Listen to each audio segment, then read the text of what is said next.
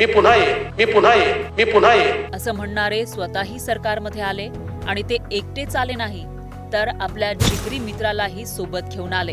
दोन पक्ष, कट्टर विरोधक, दोघांनाही राजकीय वारसा, पण एकाच दिवशी जन्माला आलेले. एक विदर्भातला तर दुसरा बारामतीच्या काळ्या मातीत वाढलेला पठ्ठ्या. हे दोघंही कधी काळी एकमेकांचे कट्टर विरोधक होते. पण या 5 वर्षात अशा काही घडामोडी घडल्या की या दोन्ही मित्रांना एकत्र यावंच लागलं. होय, हेच ते महेश कोठारे आणि लक्ष्मीकांत बेर्डे यांच्यासारखे जिगरी मित्र. मुख्यमंत्री देवेंद्र फडणवीस आणि उपमुख्यमंत्री अजित पवार. कॅमेरा नव्हता, बिवता काही नव्हता आणि सगळेच आपल्या भाषेत बोलायला गेलो. काय आता काय तिथं काय करावं, काय धरणार तिच्या माझं वाटोळं झालं. एनसीपीशी राष्ट्रवादी काँग्रेसची युती होणं शक्यच नाही. नाही नाही नाही. मागं 25 वर्ष 92 ते 2017 25 वर्ष तुम्ही सगळ्यांनी मला साथ दिली. तू नको साथ दे, तू ग बस. देवेंद्र जी ने भी कहा, मैं भी कह रहा हूँ रुको थोड़ा, अभी शाम तक रुको, अभी कल शपथ ली है ना. उनका समझ में आएगा, मैं तो लेने वाला हूं. विशेष म्हणजे या दोघांचाही वाढदिवस एकाच दिवशी, तारीख 22 जुलै 2019चा सरप्राइझिंग शपथविधी आठवतोय.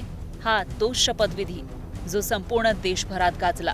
फडणवीस आणि अजितदादा एकत्र आले आणि त्यांनी शपथ घेतली आणि भले भले राजकीय जाणकार चकित झाले.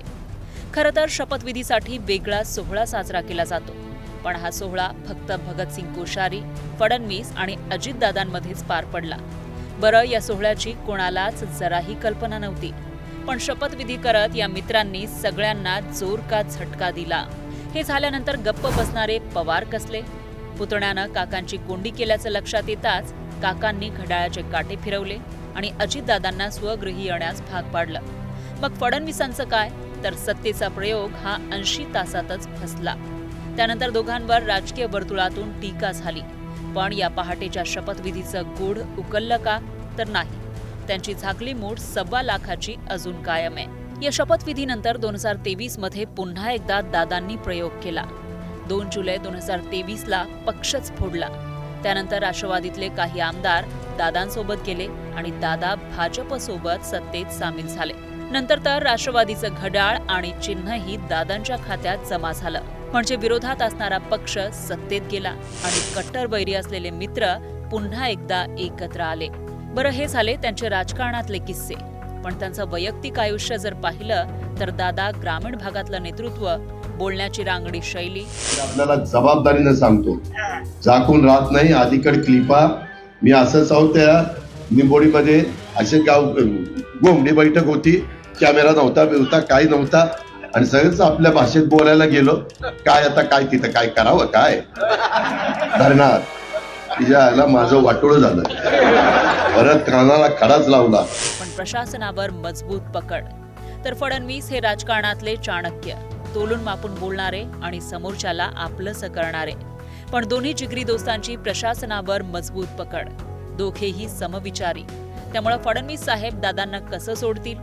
या दोघांनी एकत्र येऊन नवा अध्याय लिहिला.